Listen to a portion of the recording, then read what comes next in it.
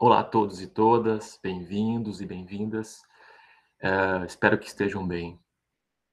Conversarei com vocês hoje sobre crises e ciclos vitais familiares, certo? Para isso, eu organizei uma breve apresentação que serviria, ou que servirá, de, de subsídios para guiar essa conversa, certo? Então tá, falaremos desse lugar. A minha intenção é falar de alguns conceitos, mas também provocá-los, né, a pensar sobre essa questão. O que é família e quem é família? E aí eu começo já falando a partir de uma obra de arte, que é do Cândido Portinari, chamada Retirantes, de 1944, uma pintura bastante expressiva do povo brasileiro, de um movimento das famílias, né, do campo, vamos dizer assim, para cidades maiores, urbanizadas, à procura de oportunidades de trabalho, à procura da sobrevivência, eu diria assim. Olhando essa imagem, a gente vai encontrar detalhes bastante expressivos, uma cor, né, bastante intensa, escura, os olhares, vocês forem reparar, das pessoas, uma desolação, uma melancolia, uma tristeza, um contraste, né, entre uma criança com uma barriga super avolumada, desculpa, com outras magras, né, no colo. Então, a gente vê aqui um retrato sinistro, vou dizer assim, de uma realidade social, da maneira que a sociedade se organizou e a maneira que as famílias encontraram para fomentar a sua sobrevivência. Então, família, ela é eu vou falar mais adiante, mas é um conjunto de pessoas que estabelece laços afetivos e que está atravessado pela uma dimensão da sociedade e sobre a determinação social e os determinantes sociais. E que isso faz com que elas estabeleçam laços mais consistentes ou, inclusive, se afastem. Como se a gente for pensar nas famílias hoje contemporâneas, né? E o quanto que as necessidades do universo do trabalho afastam pessoas do seu convívio. Bom, Portinari, mestre. Coloquei no Google a palavra família, certo? E encontrei, as primeiras imagens que apareceram foram essas que vocês estão acompanhando aí. E me chama a atenção, não sei se é vocês também, que é uma mensagem uh, implícita de uma certa alegria, de uma certa paz, harmonia. Tenho essa impressão, talvez pela coloração das imagens, as pessoas com as mãos dadas, com sorrisos. Me chama a atenção isso. E acho que vale a pena vocês também olharem com atenção para essas imagens. É claro que isso estou falando aqui num recorte muito pequeno, mas eu estou falando um recorte que eu fiz breve, que eu procurei na internet, no Google, que é uma ferramenta de consulta de informações. É claro que tem outras imagens, mas eu sempre levo em consideração que essas primeiras imagens, elas passam por algum tipo de critério, filtro, e será que elas não representam ah, alguns elementos que a gente poderia conceber família, mas que na verdade não retratam no todo ela? O tema da família é um tema que é muito, muito antigo nos estudos. No serviço social, por exemplo, é uma base de estudo imensa. Se a gente for pensar na antropologia também, na história, na psicologia, na medicina. A medicina, por exemplo, ela constituiu uma especialidade médica chamada medicina de família e comunidade. Ou seja, ela incorporou para dentro de uma especialidade uma noção conceitual, epistemológica de família, entendendo que olhar apenas para o indivíduo é limitar a concepção ou as inter-relações que se dão no viver. Então, é preciso ir além, né? E entender família é entender essas múltiplas configurações que se constituem na modernidade. Pode ser que, ao longo da história, muitas reconfigurações foram feitas. E, de alguma maneira, hoje, entender que os formatos e os tipos de família, eles se expandiram, eles se multiplicaram, e daí a necessidade da gente estar sempre revisitando isso. Porque no cuidado em saúde, a prerrogativa, ao meu ponto de vista, é de que ninguém está só, que esse sujeito está nas relações no seu microespaço, no seu território, e que isso aparece e isso volta para ele. Então, não há como negar aonde ele vive, como ele vive, aonde ele trabalha, aonde ele estuda. Deixar de lado esses elementos é ignorar uma parte importante do modo como a pessoa vive ou adoece, inclusive, certo? Então, dando seguimento, uma definição possível é de que a família, então, é um sistema configurado por um grupo de pessoas que têm trocas afetivas, materiais, de convivência, que dão sentido à vida daqueles que dela fazem parte. Reparem, né? Trocas afetivas. A gente não está aqui falando de consanguinidade, necessariamente, nessa definição. Então, ou seja, ela amplia, ela tenta extrapolar o que é uma noção de família, né? Que não se dá só por laços consanguíneos. Então, estudar família é entender o nosso próprio arranjo como sociedade, né? Ela é, sim, uma maneira de nos expressar e dizer de que lugar falamos, né?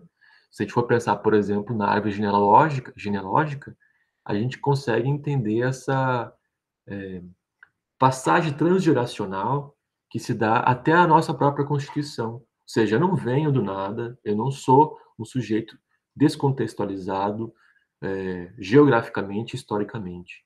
Há uma cadeia, uma linha que vai sofrendo múltiplas interferências ao ponto de chegar na minha própria Constituição. Não há como negar isso, né? E ela é, sim, um campo também de disputa, porque quando a gente pensa família, e não é à toa, por exemplo, que eu acho, e aí vocês podem discordar, que a gente tem um ministério hoje, né, a partir de 2018, da família, é um emblema que é uma disputa de sentido do que é família.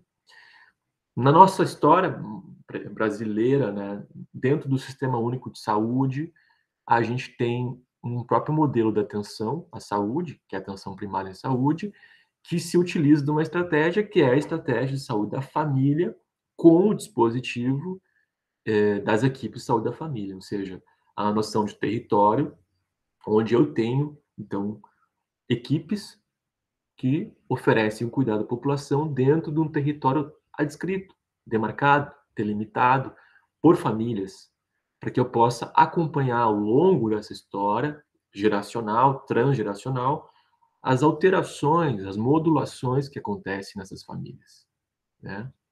Daí a figura, então, do médico de família e comunidade, que seria um desses cuidadores que podem entender o que se repete nas histórias, ou quais são as partes ocultas dessas famílias, né?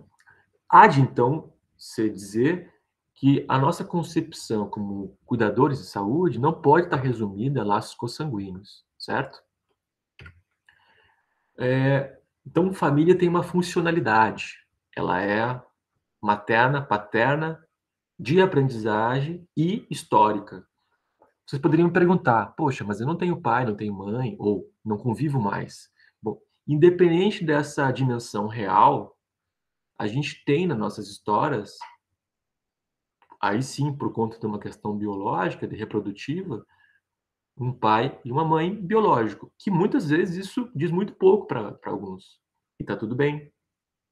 Se a gente for pensar nas famílias homoafetivas, por exemplo, isso necessita uma outra maneira de compreender esses indivíduos que estão na função paterna ou materna. Então, entender que a família ela oferece para o bem e para o mal esse arcabouço de funcionalidades, de ensinamentos, de histórias, às vezes, essa camada que eu digo, oculta, não explícita, histórias sobre histórias dentro de camadas que não se revelam, mas que ensinam e que apontam caminhos para viver na sociedade e no mundo, certo? Alguns tipos de família, para dentro da concepção tão histórica, são essas aqui que eu coloquei, uma família nuclear, então, mais tradicional, diria, entre aspas, que é o pai, mãe e filhos. Uma família ampliada, então, onde há uma convivência de uma ou duas, não, duas ou mais gerações, né? E que habita o mesmo espaço, né? Então, entendendo que há os avós, por exemplo, os bisavós. Famílias intergeracionais, que ao menos duas gerações dividem o mesmo espaço social e físico e que se influenciam mais de uma geração que é responsável pela educação e transmissão da cultura. Então, não é incomum você encontrar casas ou terrenos onde tem várias casas, onde essas pessoas, nessa distribuição, vivem os pais, os avós, os filhos, os netos, os bisnetos, às vezes não só numa casa distinta, mas numa mesma casa, né? Então, essas interferências e interrelações interferem, sim, num tipo de construção da família. Às vezes, não só com consanguinidade, mas também com filhos e filhas adotivos. Isso tudo interfere, ainda que não tenha a consanguinidade. E família sem filhos, o que também é uma expressão moderna, entre aspas, da organização social. Por quê? Nossas linhas demográficas, a densidade demográfica ela vai alterando ao longo do tempo, se a gente vai pegar um salto evolutivo, não sei se é a palavra evolutivo, mas um salto histórico, a gente tinha então famílias até 50 anos atrás, com um volume muito grande de filhos, e a gente vai identificando alguns marcadores da redução desses filhos nos tempos modernos. Isso por múltiplos fatores que interferem nessa ampliação ou redução do número de pessoas integrantes de uma família. Há de se dizer, não pode se negar, o fator econômico, que interfere sim nessa condicionalidade, mas isso também está alicerçado ao acesso de conhecimento, informação, enfim, tudo isso está nesse bojo. O sistema familiar, acho que no slide não ficou tão bom aqui, ele tem uns círculos que se interconectam nesse pai e mãe e filhos, que formulariam uma família, né? Entendendo que essas variações, né? Com toda família pode ter um pai, pode ter uma mãe, né? Às vezes é uma frátria constituída somente com irmãos, mas que teve sim no bojo uma família que foi o ponto de partida, né? O pai e a mãe, ou só a mãe. Enfim, a gente tem hoje características também de produções, vamos dizer assim, entre aspas, de mulheres que querem ter filhos sem ter um contato com o pai, né? Isso são novas características dessa reconfiguração familiar moderna. E dentro dessas configurações, há subsistemas que se dão, que é dentro da família parental ou materna, da mãe. Esses subsistemas, eles estão em desequilíbrio, ou às vezes há um equilíbrio conforme as conexões das famílias, né? Às vezes há rixas, desentendimentos, às vezes há encontros, formulação de potência, de integração de forças e por aí vai. Esses subsistemas familiares, eles podem se diferenciar por geração, sexo, interesse e funções, certo?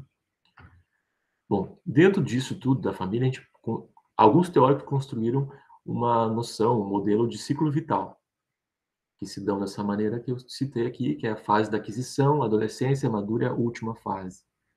Só que em meio a isso tudo, a gente tem uma vida, e como diria o Nelson Rodrigues, a vida como ela é. Ou seja, ela não é imune, não está isenta das múltiplas interferências que nos deslocam na construção como sujeito e como família. Esses elementos ditos estressores são eventos que criam rupturas, né? Ou que fazem transições de desenvolvimento ou crises normativas. Elas acontecem, algumas, vamos dizer assim, naturalmente, né? Por exemplo, a adolescência, que é um ciclo da vida, e que, ao mesmo tempo, também gera crises. Crises não só para o indivíduo da qual ele está vivenciando essa crise, porque ela é uma procura por uma identidade, ela é uma procura por elementos que subsidiam o seu desejo, mas, ao mesmo tempo, também fazem com que isso repercuta repercuta na, eh, nas pessoas que convivem com esse adolescente, esse adolescente, certo?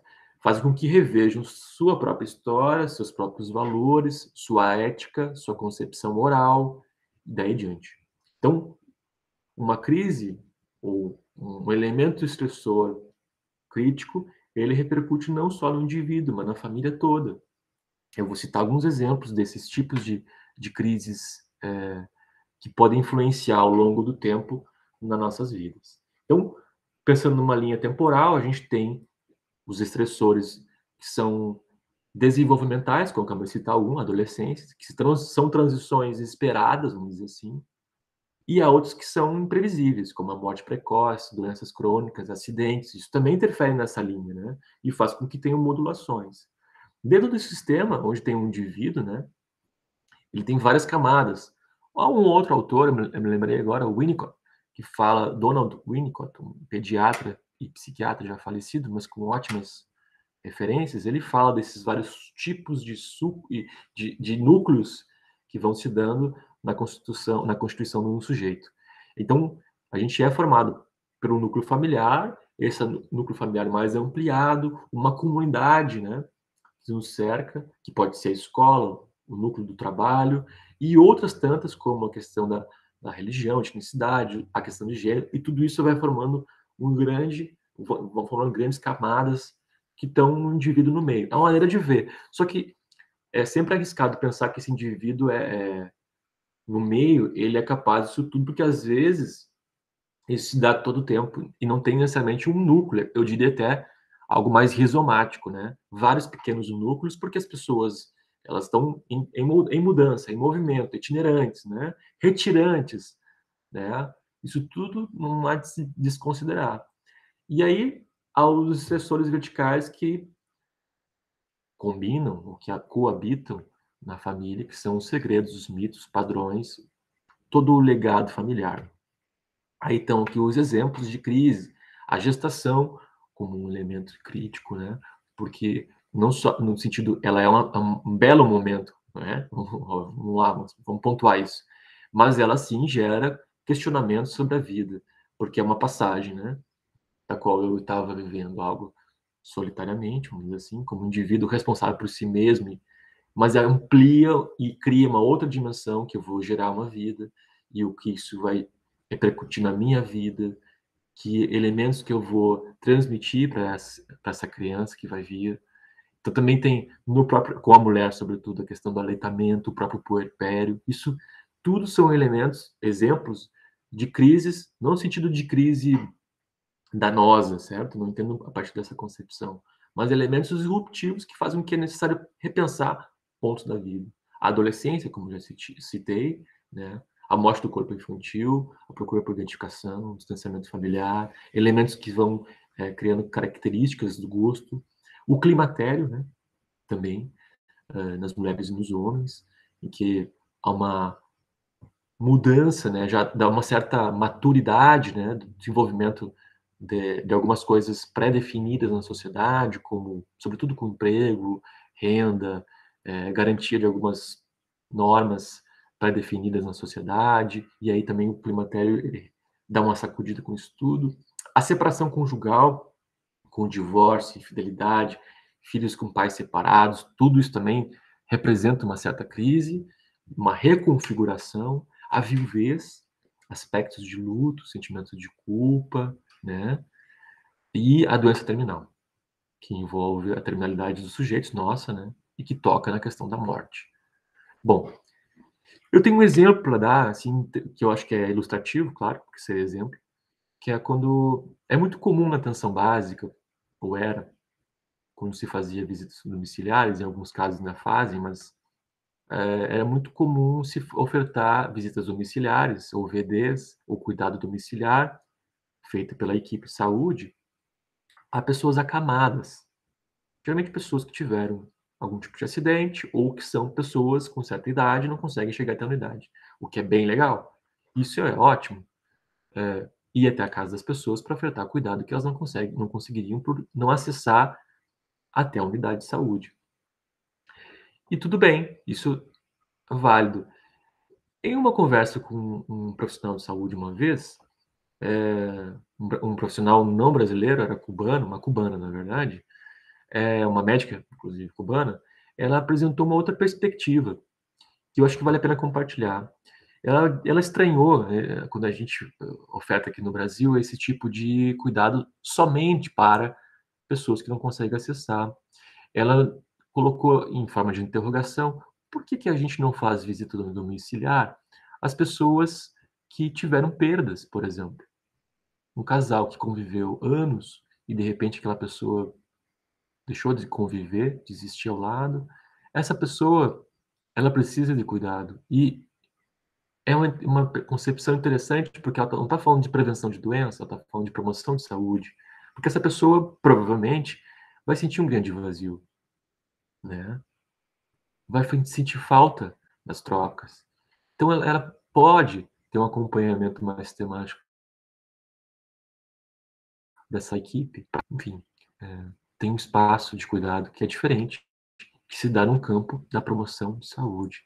Interessante pensar assim. É claro que isso pode parecer um tanto quanto utópico, mas a saúde também é apostar em outras formas de produção de saúde, né?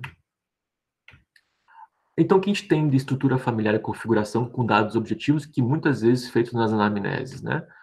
Número de componentes, sexo, idade, religião, moradia, nível econômico, profissão, escolaridade, tipo de relacionamento, tempo de relacionamento, se é empregado, aonde, né, que trabalha, com quem trabalha, sua cor, raça. Isso são elementos de uma anamnese, vamos dizer assim, de uma entrevista, de uma coleta de dados com uma certa objetividade para entender esses componentes familiares ou do indivíduo em si. São bem comuns serem utilizados. Às vezes nem tão preenchidos no todo, né, nos prontuários eletrônicos ou papéis, mas são costumeiros. Enquanto que a dimensão familiar nos aspectos subjetivos, relacionais, a dinâmica familiar, ela fica muitas vezes oculta ou pouco explorada. Então, como que esses membros se relacionam? Eis uma pergunta importante a ser feita. Quais são as regras que funcionam? Às vezes as pessoas não falam isso diretamente, mas apontam isso, né? Como é que são os hábitos familiares, as regras familiares do final de semana, o dia da semana, os hábitos que envolvem regras alimentares ou transgressoras, e por aí vai. Como é que elas lidam com os problemas, né? Como é que elas se organizam para lidar com esses problemas? Que também diz muito, né? Porque se alguns temas não são conversados na família, em situações críticas, como por exemplo a morte, elas vão gerar uma crise ainda maior, um blackout muito maior, com que as pessoas teriam que se haver se elas estivessem conversando. O que vai fazer a parte administrativa, burocrática do enterro, do velório, ou pegar a declaração de óbito no cartório, enfim, elementos assim aparentemente negados, mas que são extremamente importantes para entender nesses momentos de crise, né? Quais são os rituais que cultivam? Então, tem famílias que são religiosas, outras nem tanto, e que isso aparece, que são pontos de encontro, como é que é a hierarquia, quem determina mais do que outros na família, quem que é mais ouvido, quem é uma liderança nesse espaço ou não, quem é que é subjugado, e quais são os papéis que cada pessoa assume, né?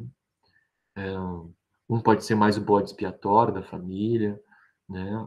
Outro aquele que ameniza, que tenta suavizar, abrandar os conflitos, ainda que os papéis se transformem, se alterem, mas entender qual é a prevalência, né? O que mais aparece nas funções dos seus membros. E aí também entender os padrões de relacionamentos na família. Então, se eles são harmônicos, estreitos, se são fundidos ou conflitivos, se há uma aliança, com quem desses membros há uma aliança, se há um conflito, onde se repete esses conflitos, a partir do que, qual a temática que tem de conflito, onde há questões de vulnerabilidade, né? Como é que é feita a interferência nessa questão da vulnerabilidade? Como é que o profissional também entra nessa questão e abre isso? Porque temas como a violência, por exemplo, doméstica ou familiar, ela é um tema que tabu ainda na sociedade, e na saúde, um tema importante a se dar visibilidade. Se os relacionamentos são à distância, né, famílias que moram distantes e que como é que elas estabelecem laços à distância, se há rupturas, rompimentos, triangulação ou coalizão, né? Isso tudo é importante e isso não vai aparecer naturalmente num numa consulta, no atendimento feito queixa-conduta. Tem uma dor, eu quero a solução da dor. Ela precisa ter um acompanhamento sistemático, né? Essa sistemática, isso faz com que você consiga ir desdobrando essas várias camadas que envolvem as famílias. A gente tem algumas ferramentas que auxiliam, né, na construção e visualização do que são as histórias familiares. Eis uma dessas ferramentas, conhecida como genograma, mas também já vi em outros espaços como familiograma. Há variações desse nome. Geno quer dizer genes, né, origem, né, grama é uma imagem. Então isso aqui é uma imagem organizativa, vamos dizer assim, sintética do que é uma família, com as bolinhas e quadradinho, eu vou botar no próximo slide para vocês verem algum modelo disso. Quem quiser conhecer mais, tem um site que é Álbum de Família, da Nescom, que é um site da Federal de Minas Gerais, que você, inclusive, pode organizar esse genograma, que é essa imagem. Então, vocês vão ver ali, tem as siglas, né, IBS, MLS, que são pessoas, nome de pessoas. Dentro do balãozinho ali, ou do quadradinho, tem as idades de cada um. Pode ser, em alguns casos, os anos, né, de nascimento. Afinal, o genograma ele vai. Essa pessoa que tinha 69 anos talvez não tenha mais, né? Então, às vezes, pode colocar o ano de nascimento, também ajuda. E tem algumas expressões ali, riscos que vocês também vão identificando, podem identificar, que são rupturas ou aproximações, conflitos. Enfim, o genograma é uma ferramenta, um dispositivo estratégico de cuidado que pode ser, inclusive, feito junto com a família, junto com o indivíduo, que valoriza e cria laço. Eu sempre uso como exemplo. Fazer junto com o usuário isso auxilia ele a entender o teu interesse, né, como cuidador, profissional de saúde, mostra, né, indica que você está interessado, auxilia também a interpretar possíveis questões transgeracionais. Então, pode ser que nesse primeiro esboço de um genograma não apareçam questões como o aborto, por exemplo, temas tabu, mas aí eu consigo ver ou construir uma relação de vínculo, a pessoa vai revelando e pode encontrar abortos transgeracionais, ou seja, repetições e padrões de aborto. Por exemplo, estou citando um. Enfim, o genograma é uma ferramenta de cuidado na atenção e que merece ser valorizado. Dá trabalho fazer? Dá trabalho fazer. Requer tempo, requer tempo. Mas ele tem um resultado, um efeito na construção que pode ser terapêutico e que também pode auxiliar a compreender os obstáculos daquela família, daquele indivíduo, né? E aí eu reposiciono os elementos patológicos, diagnósticos, a partir de uma ótica muito diferente, se eu consigo compreender isso tudo. Eu lembro muito de um exemplo do texto do Michel Foucault, em que havia uma perspectiva, no século XVII, se não me engano, de uma eugenia. A eugenia, para quem não sabe, é uma forma de exclusão, sendo eufêmico, de um sujeitos ou de uma organização que seria eliminatória de tudo aquilo que não corresponderia a uma norma, um padrão desejável. Então, um exemplo que era tratado nesse livro é que havia, por exemplo, como uma estratégia de intervenção no corpo e a partir do Estado, que era a esterilização de algumas mulheres, considerando que essas mulheres, pela uma concepção genealógica, estariam produzindo, entre aspas, indivíduos marginais, como bêbados, como matadores, como mulheres prostitutas, como, enfim, delinquentes. E isso justificaria para esterilizar essa mulher. Vejam o tanto que é perigoso isso, né? São intervenções que acontecem com graus muito distintos e sofisticados, né? Tudo isso está presente na sociedade hoje, inclusive. Não a eugenia necessariamente, né, desse tipo radical de esterilização, mas se a gente começar a olhar com uma lente bem atenta, a gente vai encontrar exemplos, e expressões de um controle das famílias, e a forma que a gente intervém sobre elas, diz muito do que perspectiva de saúde nós temos e carregamos, se ela é ampliada ou se ela é restritiva. Então tá aí a ferramenta genograma, tá aqui o que eu citei antes, os símbolos e abreviações, um modelo, né, esse baseado nesse que eu citei, já vi outros também, então é importante saber de que lugar você está usando como referência, porque podem oscilar alguns detalhes nessa organização do genograma. Então, a teoria sistêmica e familiar usa muito, a medicina de família e comunidade usa muito, são recursos, como eu disse, para organizar o cuidado. Então, vai estar aí disponível para vocês acompanharem, quem quiser, né? Não é difícil de encontrar também esse material na internet. E outra ferramenta, a última que eu vou citar aqui, é o Ecomapa, que é também uma ferramenta organizativa gráfica, né? E que extrapola a relação familiar. E então ela incorpora elementos estruturais da sociedade, assim. Então, quais são essa rede, quais são as pessoas e instrumentos institucionais, equipamentos que se interligam com essas histórias das pessoas.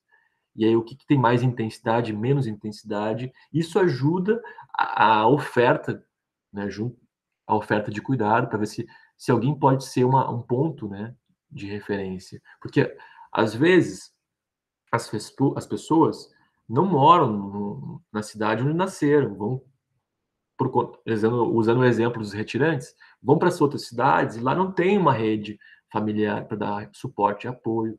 Então ela começa a estabelecer relações e construindo vínculos com os vizinhos, amigos, igreja, trabalho, etc. Entender como ela funciona e como se dá isso é importante, porque em algumas situações críticas é essa rede que pode auxiliar a dar uma base para que a pessoa tenha um apoio, tá? Então o Ecomapa é mais um desses dispositivos. Vocês poderiam perguntar: "É bastante usado?" Eu diria que não é tão usado. Geralmente casos complexos onde a gente realmente não encontra, respostas simples e fáceis. Então, tudo isso é para organizar o cuidado e ter uma construção mais consistente do que se oferecer. Essas aqui são as referências que eu utilizei para esse encontro. Eu tenho certeza que muita coisa aqui que eu falei vai ficar com uma certa lacuna. Eu não vejo problema nisso, eu acho que é importante ter as lacunas para a gente justamente ir atrás de novas perguntas e interrogações, exemplos também que são específicos, ilustrativos. Eis aqui um panorama muito geral, muito humilde, dessa concepção da ciclos e crises vitais familiares. Espero que de alguma maneira isso provoque vocês, como eu disse no início, e que faça algum sentido isso que eu estou falando para vocês hoje. No mais, quem tiver alguma dúvida, alguma questão ou sugestão, me contata no carlosgarciajunior@hotmail.com.